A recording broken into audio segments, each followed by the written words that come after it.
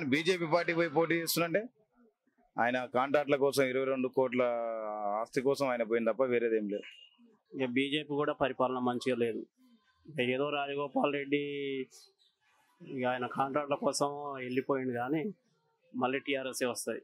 మామూలుగా 15 ఇచ్చే వ్యక్తి అయితే కాదు ఆయన. ఏమి ఇచ్చినా 1,00,000, 2,00,000, 5,00,000 అవసరం అనుకుంటే 10 లక్షలు కూడా ఇచ్చే వ్యక్తి ఆయన. లేదు మేడం, రాజగోపాల్ రెడ్డి మాకు చేసింది ఏం లేదు.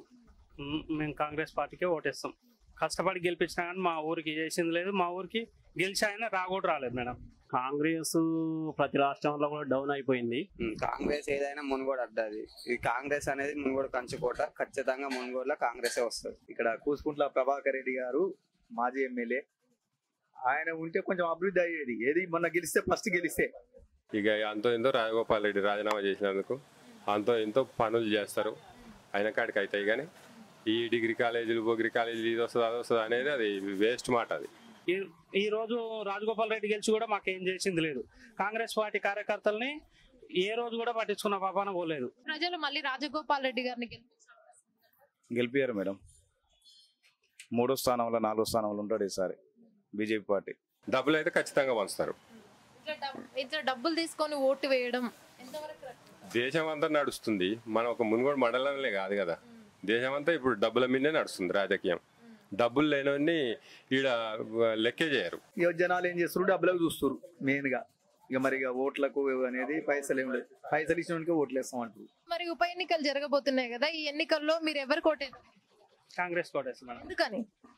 మేము మా తాతల కాడ నుంచి కాంగ్రెస్ పార్టీ అంటే చాలా అభిమానం మేడం. మేము కాంగ్రెస్ చూస్ చేసుకుంటాం.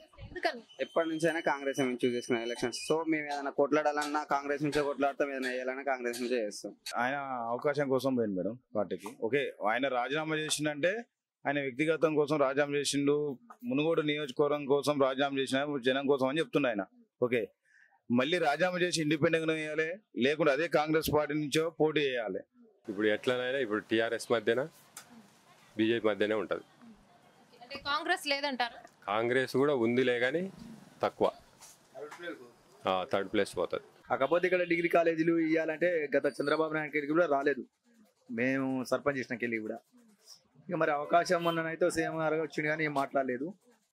అంటే ఇంకా ఎంతో చరిత్ర ఉన్న కాంగ్రెస్ ఉంది, అలాగే బీజేపీ పార్టీ ఉంది, వాటి గురించి అధికార పార్టీలు ఉన్నప్పుడు బోర నర్సయ్య గౌడ్ ఎంపీకి గెలిచినప్పుడు ఇక్కడ కూసుకుంట్ల ప్రభాకర్ రెడ్డి ఎమ్మెల్యే ఏం చేయలేదు మేడం. వాళ్ళిద్దరు ప్రభుత్వం ఉన్నా కానీ ఏం చేయలేదు.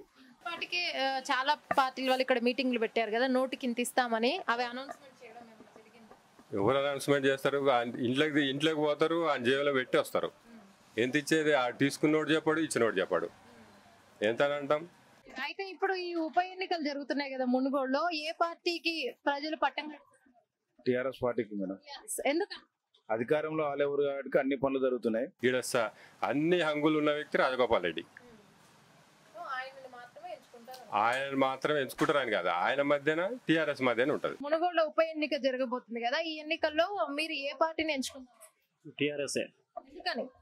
అన్ని చేస్తుంది కదా, దళిత బంధు ఇస్తుంది, రైతు బంధు ఇస్తుంది, రైతు బీమా ఇస్తుంది, కళ్యాణ లక్ష్మి ఇస్తుంది. అందువల్ల టిఆర్ఎస్ చేయాలి.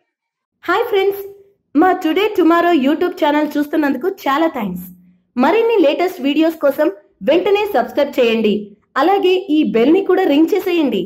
మా నోటిఫికేషన్స్ అన్ని మీ మొబైల్లో వస్తాయి. అలాగే మా వీడియోస్ మీకు నచ్చితే లైక్ చేయండి, షేర్ చేయండి, నచ్చకపోతే కామెంట్ చేయండి.